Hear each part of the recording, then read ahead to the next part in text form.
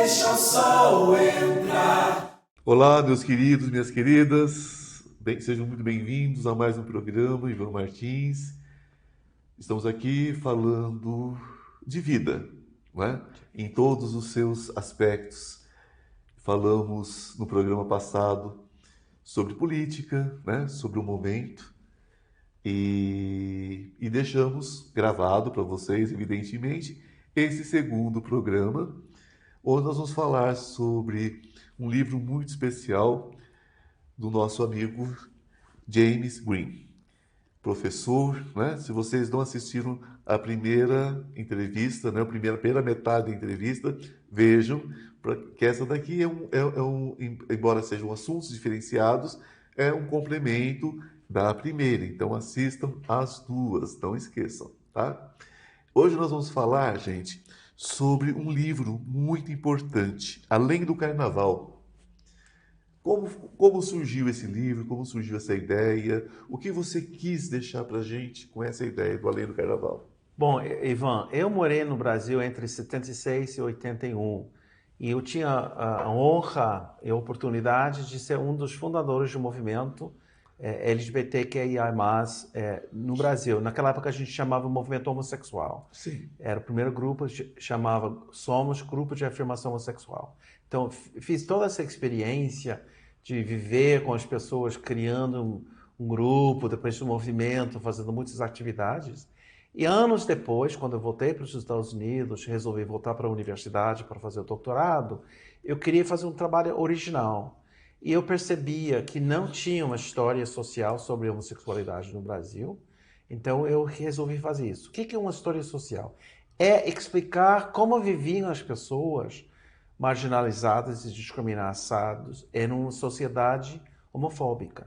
Então eu comecei a pesquisar nos arquivos, aqui em São Paulo, no arquivo do Estado de São Paulo, e outros arquivos, e descobri, dentro de muitos documentos, muitos papéis, material registrando, documentando a história de homens que amavam outros homens, que viviam com outros homens, e que sofriam muito com essa dificuldade porque a sociedade não aceitava outras maneiras de amar e de viver. Então, essa foi a origem do livro, Além do Carnaval. Eu queria fazer uma história sobre todo o país, um país continental, mas não tinha condições. Era um estudante com uma bolsa limitada, então eu resolvi enfocar em duas cidades, Rio e São Paulo. Então, o livro trata da história de homossexualidade masculina no Rio e São Paulo ao longo do século XX. E, atualmente, este ano, a editora Unesp resolveu fazer uma terceira edição do livro, com um novo capítulo que termina no final do século XX, com um epílogo sobre o movimento no século XXI. Nós vivemos uma realidade de busca inconstante do diferente. Acredita-se que eliminando a diferença encontra-se a paz. Quando, na verdade, essa paz interior diz muito mais respeito à sua identificação com o diferente. Não é? Eu sempre digo que a pessoa que está bem com a sua fé não questiona a fé de ninguém. A pessoa que está bem com a sua sexualidade não questiona a sexualidade de ninguém. É aquela questão do viva e deixa viver. E também eu acho que a diferença faz que o mundo seja mais interessante. Se Mais todo mundo interessante. fosse igual, é muito chato para mim. Então, essas diferenças criam um mundo mais interessante mesmo. E o Deus que eu creio, ele não fez forma, né? Tanto é que nós somos completamente diferentes. Eu costumo brincar com vocês, né, que me assistem, que me ouvem na rádio também, que somos joias especiais para Deus, né? Cada um com as suas diferenças, cada um com a sua individualidade, e é sobre isso. E o respeito acontece dessa forma. Se você fere uma única célula, você começa um processo de doença. Então, quando você fere o seu companheiro, o seu igual, o seu irmão, o seu diferente, não importa, você está se ferindo também. É assim que o mundo adoece. né? O corpo adoece a partir de uma célula e nós adoecemos a partir de uma falta de respeito. Então vamos pensar mais, não é, gente? Como nós vamos lidar com isso? Você é um ativista, não é? Dos direitos humanos, assim como eu também sou um ativista dos direitos humanos, e a forma da a minha forma de ser ativista é exatamente falando ao coração das pessoas para que as pessoas façam uma busca interior para ver em que lugar está faltando a sua empatia, né? Em que lugar que ela assume lugar de fala do outro sem saber nem do que está falando, enfim. Porque muitas pessoas condenam porque não conhecem, né? Então, eu sempre falo para as pessoas, se dê o trabalho de conhecer, todos somos iguais no sentido de sentir dor, sentir fome, sentir frio, de amar, todos somos iguais. Agora, as formas é que são diferentes. Isso faz a beleza. Você acha que existe uma diferença? E se existe, qual a diferença, né, do ativismo de diversidade no Brasil, de antes e agora? Você acredita que houve assim alguma evolução? Ou ainda estão meio assim no caos da história, assim, nos ecos, né, da história ainda? Porque é uma coisa que a gente sabe que é cíclica. Se você pega a antiguidade, essa questão de sexualidade era muito natural, tudo era muito natural. Aí vem as questões judaico-cristãs e vem outras questões e vai tirando essa coisa do contexto. E quando você faz essa movimentação toda, nos anos 70 e 80, você vê que é uma coisa muito arraigada. Você acha que mudou? Você acha que Não, transformou? mudou totalmente. Quando cheguei aqui no Brasil, durante a ditadura militar, é uma sociedade muito fechada, pessoas sem acesso à informação internacional muitas vezes, porque essa informação foi censurada pelo governo, e é uma sociedade fechada em vários sentidos. Embora que tinha também novas ideias culturais, ideias de libertação, que estavam no ar, né? Então, o movimento que surgiu nesse momento realmente mudou o Brasil. Conseguiu ter um diálogo com a sociedade e mudar as ideias das pessoas. E uma das questões fundamentais foi implementar uma ideia, vender uma ideia, que na medida que nós estamos assumindo a nossa sexualidade e falando com os outros sobre isso, em vez de ficar com vergonha ou esconder a nossa realidade, cobrar o outro para entender a nossa realidade, muda a sociedade. Então, antigamente, homens gays, mulheres lésbicas, tiveram uma vida complicada. Ou eles esconderam totalmente essa vida da família, da sociedade, e viviam uma clandestinidade, ou se eles tiveram um comportamento não tradicional masculino-feminino e as pessoas pensavam que as pessoas eram homossexuais, eles tinham que enfrentar a sociedade, mas com uma certa sendo defensiva nessa situação delas e deles. Então, o que foi importante no movimento? Então, as pessoas afirmaram a sua sexualidade, a seu conceito de gênero, a sua capacidade de amar o outro ou incorporar um comportamento de gênero diferente e ser aceito por isso, ou ser considerado respeitado pela diferença. Então, isso foi o mais importante do movimento. Então, por exemplo, para dar uma ideia, a parada LGBT de São Paulo, que começou com 1.000 pessoas, depois 5.000 pessoas, depois 20, 50, 100 mil. Muitas pessoas queixam que não é uma coisa politizada, no sentido que não tem faixas com consignas, com palavras de ordem, nitidamente politizadas. Eu acho que tem, mas tem outro componente. Tem milhares e milhões de pessoas que em todo o país vão para essas paradas porque ao longo do ano eles se sentem muito marginalizados ou sem sentir essa força das massas nas ruas igual a eles ou elas, onde eles podem ser o que eles querem ser, como durante o período de carnaval. Por isso o título do livro, além do carnaval, é que justamente, historicamente, foi justamente e somente durante o carnaval e outros momentos específicos durante o ano que as pessoas sentiam mais liberdade. E hoje em dia, nós temos conquistado essa liberdade e uma tolerância muito maior, que é refletido tanto no discurso de vários políticos super positivos e na medida que, hoje em dia, temos trans eleitos como vereadoras, deputados federais, uma visibilidade, uma participação na sociedade sem esse sentimento defensivo, de não querer ser o que nós somos. Isso é muito bom e mudou muito o Brasil nesse sentido. Porém, nos últimos anos, havia uma onda contra tudo que nós conquistamos. O governo de Bolsonaro, a Damares, a ministra, secretária de Direitos Humanos, Mulher e Família, são pessoas que estão contra o nosso movimento e fazendo um contra-movimento sobre os nossos direitos, tentando tirá-los. E, felizmente, do outro lado, conquistamos com o STF, o Supremo Tribunal Federal, várias conquistas. O direito de casar, o direito de andar nas ruas sem ser vítimas de homofobia. Então, é crime agora de fazer comentários homofóbicos. Então, essas são conquistas da sociedade graças ao movimento que nós fundamos nos anos 70, durante a ditadura. Você enxerga hoje a questão do preconceito, que existe pessoas que sofrem preconceito, tendo preconceito por outras pessoas. Por exemplo, dentro do meio LGBTQI+, a gente vê a questão, por exemplo,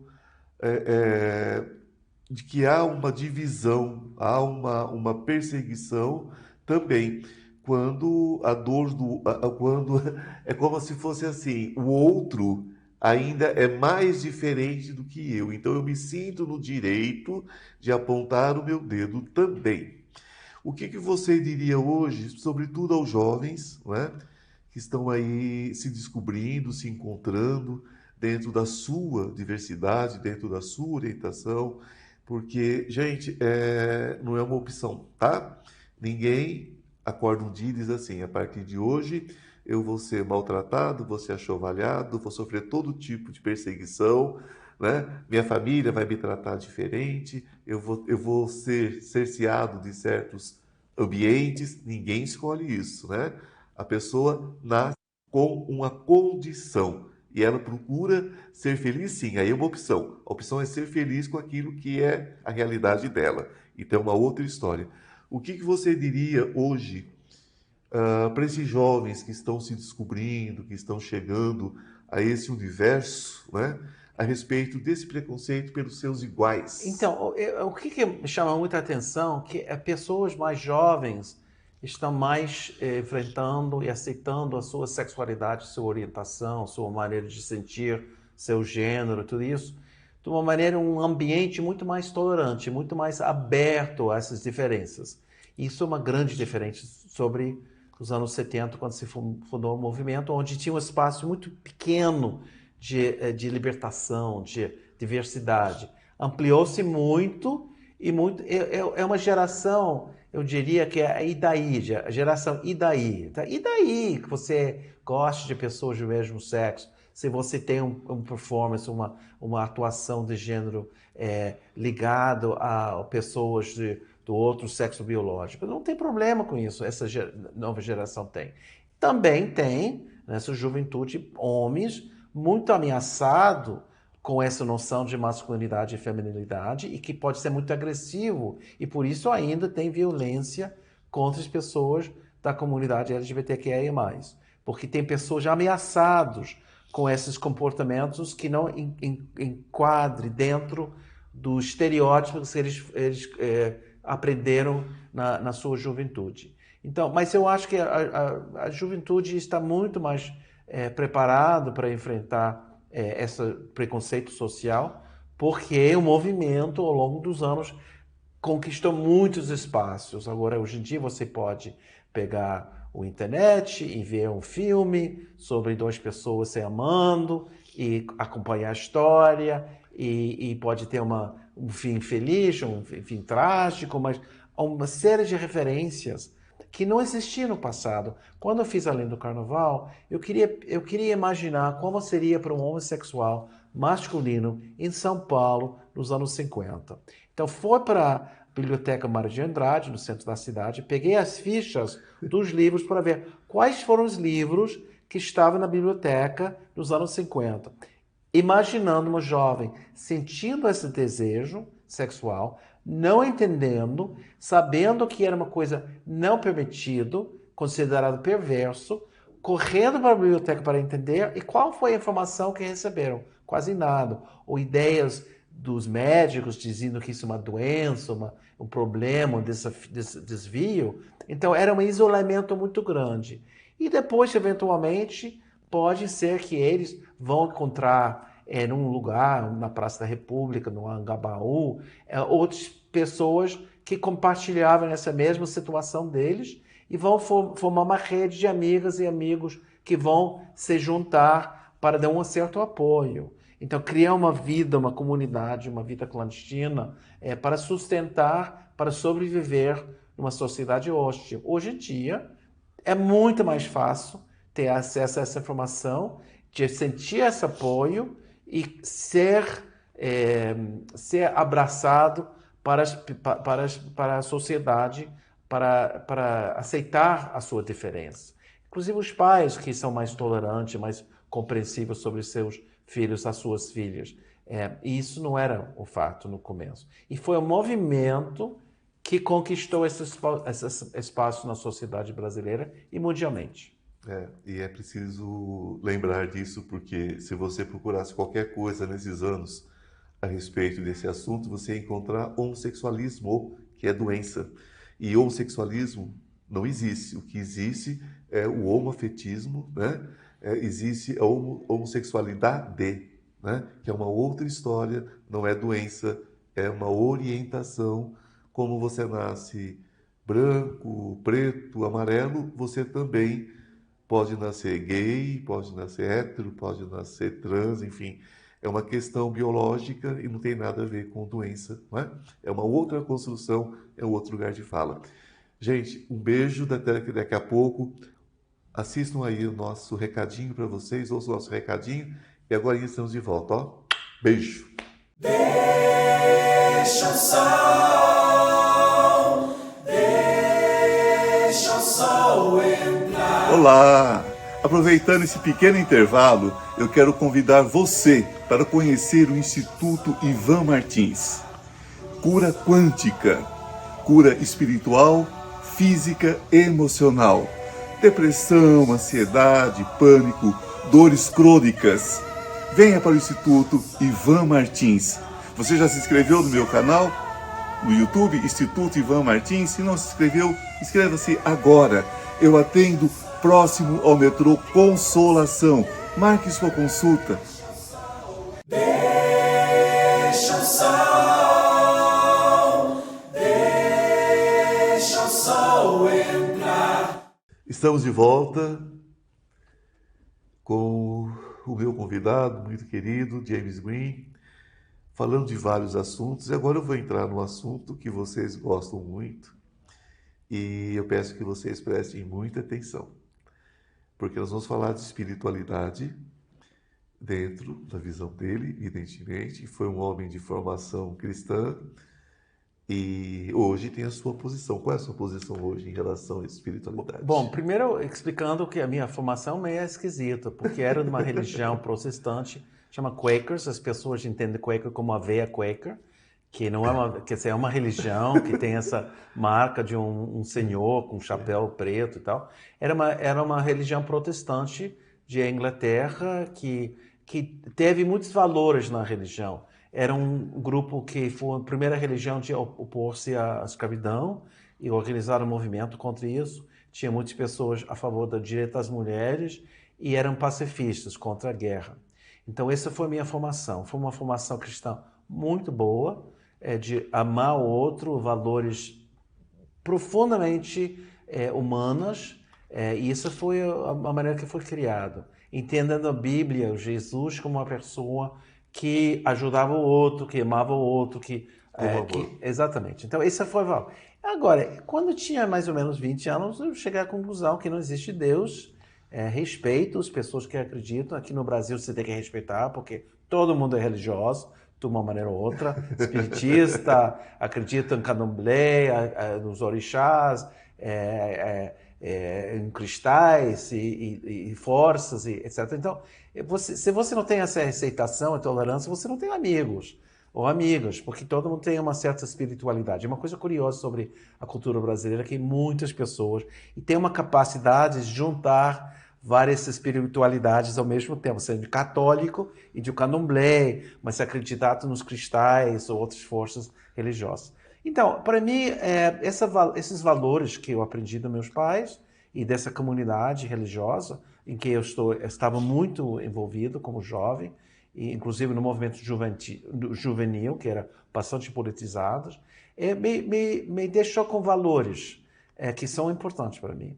Entre outros valores, de trabalhar muito, porque era aquele estereótipo do protestante com uma noção de moral, de trabalhar muito, e nesse sentido sou um workaholic, uma pessoa que não para de trabalhar. Mas o mais importante são os valores humanos, de respeitar o outro, de querer mudar o mundo, deixar o mundo melhor do que quando cheguei no mundo e ajudar o outro, que são valores que eu sempre entendi eram valores cristãos. E uma das questões que me afasta de várias religiões é que tem um discurso, mas a prática é totalmente diferente desse discurso. Então, eu aprendi valores cristãos que são violados o tempo todo para a grande maioria das pessoas que estão nesses movimentos evangélicos, que não valoriza o outro, discrimina, não abraça, não se preocupa com o outro. Então, é uma coisa que não me agrada isso. Mas eu respeito as pessoas na sua crença. É aquela história. Eu digo sempre o quê? Que Deus vive em cada um de nós. Nós somos Deus encarnado.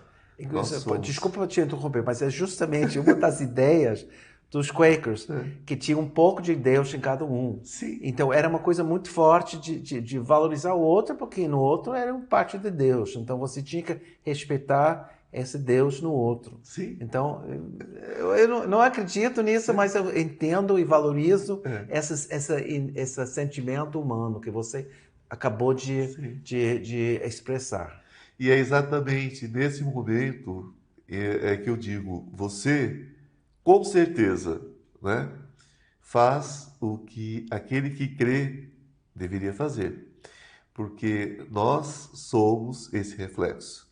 Então, se você não ama o Deus que habita você e não ama o Deus que habita o seu irmão, você não ama nada, né? Você é uma bobagem, está aqui para aprender e vai sofrer muito até aprender, porque a gente constrói os contratos de sofrimento dessa forma. Então, não adianta você gritar Senhor, Senhor, ralar o joelho no chão, quanto eu já disse isso a vocês. Se vocês não acreditarem no Deus que habita o outro. E agora, dê o nome que você quiser dar. Por exemplo, ele diz, eu creio no ser humano e nos valores que eu aprendi de respeito e amor. Isso, para mim, é uma fé imensa. Né? São formas de ver. Mas eu acho você uma pessoa de muita fé. Agora, Ivan, por exemplo, como ando aqui muito em São Paulo, o único contato que eu tenho real com pessoas, além do meu grupo de amigos, são com os motoristas de Uber.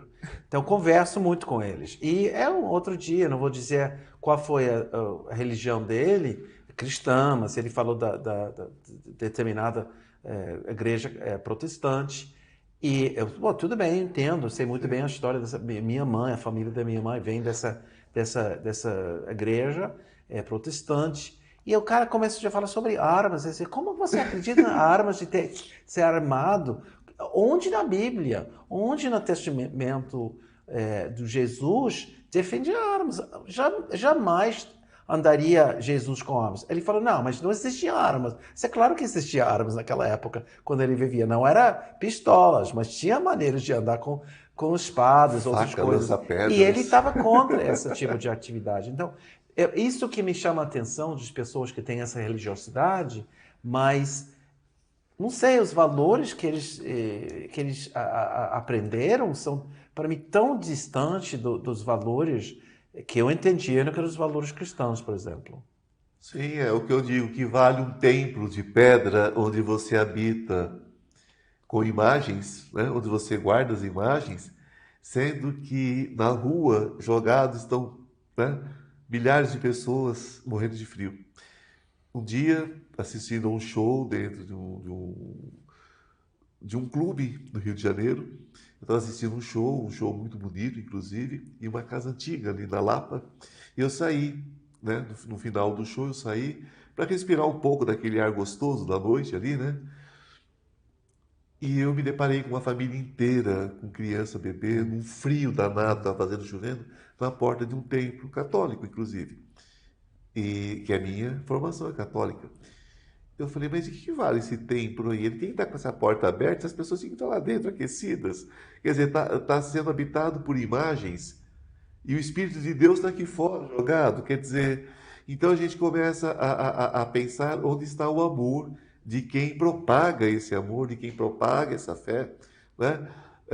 Cristo está voltando, ótimo, vão vender logo todas essas porcariadas de templo que está por aí, cheia de riqueza, vão minimizar, né? Vamos fazer um templo para receber as pessoas, sim, vamos recebê-las ao ar livre, ou vamos ter templos aquecidos, sim, mas sem tanto ouro, sem tanto enfeite, não é? Vamos receber as pessoas com amor. Ouro, não precisa de ouro, não precisa de tanto enfeite, de tanta coisa, porque tudo isso, gente, é porcaria que o tempo vai destruir, que o fogo vai queimar. Agora, outro lado, Ivan, eu conheço muitas pessoas que são muito espiritualizadas, uma espiritualização individual, e também eu vejo um problema, porque eu acho que é uma preocupação do eu, da minha situação, sem a consideração do outro. Então, às vezes, é um procura interno, um conhecimento interior, que eu acho muito bonito, é muito bom ser consciente do seu interior, mas sem uma preocupação para o outro. Então, eu acho que você também pode eliminar templo, os lugares de religião, mas se você não tenta sair da sua busca individual para o outro, você não está, não sei, eu não quero julgar as pessoas, mas eu acho que eles não estão realmente conseguindo ser seres humanos dentro do mundo real. Trazer o templo para dentro deles, não é? E se tornar templo, né? Mas sem entender que Sem você tem que entender que você é exteriorizar dono isso. de alguma verdade. Exatamente. Porque a única coisa que a gente aprende com os anos, eu acredito que você também tenha chegado a esse ponto, é que a gente vai entendendo que as certezas vão se acabando, né? Eu não tenho mais certeza de nada. Não, eu sou muito mais flexível, mas exatamente. Eu não tenho mais certeza de mais nada. capacidade de ser, sei lá, não sei. Eu fico sempre, não sei lá, não sei, né? Eu acho os templos maravilhosos, eu acho tudo lindo. Só que se você tem tanta certeza que Cristo está voltando, que está acabando tudo, para de juntar tanto dinheiro, vamos acudir as pessoas, vamos fazer um trabalho de assistência, vamos alimentar Deus, vamos vestir Deus, que Deus habita exatamente o seu semelhante, assim como habita você. E minha outra crítica é a maneira que religiões tornam-se negócios bilionários com pessoas que aproveitam do outro, da carência da outra. Ou seja, por que no Brasil surgiu tantas novas religiões nos últimos anos? Se você vai para qualquer comunidade, você vai ver 3 igrejas em cada esquina. Por quê? Porque, historicamente, num certo momento, a Igreja Católica parou de oferecer um abrigo, um amor, um carinho, uma rede de apoio, e essas outras igrejas ofereceram isso para as pessoas carentes, ofereceram possibilidade de um melhoramento da sua vida ou uma expectativa do outro melhorar a situação no outro mundo, uma rede social, um apoio moral, um apoio econômico, às vezes, para as pessoas. Então, as pessoas procuram isso, um certo abrigo, um certo apoio, que teria que ser oferecido pelo Estado, pela sociedade como um todo. Então, você entende essa expansão, mas, infelizmente, com valores, eu acho, pouco humanos, assim, muitos valores que não respeitam o outro e ajudam o outro. que não seja desse grupo. Que não seja desse grupo. Nós falamos sobre vários assuntos e eu acho que o que ficou foi essa questão do conservadorismo, que está absurdo. É uma coisa que realmente é inacreditável o que está acontecendo. Você acha que isso está prestes a mudar? Você acha que após esse período, né, após as eleições, você acha que no Brasil, pelo que você conhece do Brasil, vendo uma visão de fora, uma visão sem tanta interferência, me diz uma coisa, você acredita que vai haver grandes mudanças? Vai cair esse conservadorismo? A gente vai conseguir voltar a um ponto de equilíbrio? Não, infelizmente eu acho que vai ser um grande conflito, uma polarização que vai se manter durante muito tempo, há uma disputa de valores sociais e vai manter-se ainda, porque tem interesse de manter essa polarização. E forças que querem transformar o país. Eu estou falando sobre o Brasil, mas eu estou vivendo isso na minha própria terra. Sim. Porque estamos enfrentando os mesmos problemas que os brasileiros enfrentam nesse momento com governos conservadores que querem manter uma certa visão da sociedade. Então, eu acho que a possibilidade de haver mudanças e solucionar vários problemas, mas não vai ser fácil. Qualquer governo que assume o país, a partir do 1º de janeiro de 2023, vai ter muitos desafios econômicos, sociais, culturais, e inclusive para diminuir essa polarização que houve. E é uma polarização não dos dois lados, é uma polarização de um lado que resolveu abrir o país para o ódio, para o preconceito, para a violência contra o outro. Isso que é o problema. E eu espero que isso fique cada vez menos forte no ano 23. Realmente é o que a gente espera, porque do jeito que está, né, gente, o que nós estamos construindo? Nós estamos construindo aquilo que a gente já acreditava está eliminado, né? Porque essas questões religiosas, no Brasil mesmo, nós tínhamos navios evangélicos, cristãos evangélicos que eram afundados por católicos, católicos que eram afundados por evangélicos. Se vocês estudarem, por exemplo, história, nunca deixe de estudar história. Na história está escrito o que acontecia com essas questões religiosas no Brasil. Judeus sendo expulsos do Brasil, e várias histórias, dentro das histórias, cristãos novos sendo convertidos na base da forca, não é? Então, gente, essa história é antiga, nós estamos vendo isso se repetir agora. Essa história ainda da gente encontrar trabalho escravo no Brasil. Quer dizer, tudo isso, gente, veio dentro desse assunto de hoje e realmente não dá para a gente bancar a poliana, achar que tudo vai se resolver infelizmente. Com a eleição, não vai acontecer, só que nós podemos começar a mudar. Não é? Mas eu acho que o Brasil está num momento que pode ir para um lado, outro caminho, outro. E é decisivo, esse momento na história do país. Eu acho que essa é a eleição mais importante na história do Brasil. Então escolham com consciência, com amor, né?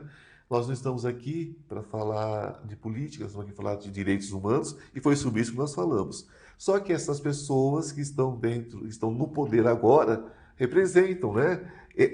O avanço e o retrocesso, que para a gente, evidentemente, é um retrocesso. Eu gostaria que você terminasse com uma, como é que eu vou te dizer, uma consideração final. O que você deixa gravado aqui nesse programa hoje? Uma das coisas que eu observei no Brasil, quando cheguei aqui em 76, nesse processo de democratização, e ao longo dos anos, que o povo brasileiro tem são muito humanos e muito calorosos, e é uma das coisas que eu gosto muito da cultura brasileira. Eu acho que esforços positivos, os esforços do bem de verdade, não assim, esse bem falso, vão vencer, e nós vamos construir um país muito melhor, cada vez melhor, a partir do ano que vem. Maravilha. Buda disse que se você tiver que abrir uma cova para o seu inimigo, aproveite e abra duas. Isso fala muito sobre essa polaridade, sobre essa perseguição e sobre essa falta de empatia em relação ao outro. Eu quero agradecer, James. Ivan, um grande prazer. Muito obrigado. Muito bom ter você aqui. Gratidão, gratidão, gratidão. Obrigado. A vocês um beijo no coração, obrigado por estarem comigo, que a luz esteja com vocês e até a próxima. Deixa o sol entrar.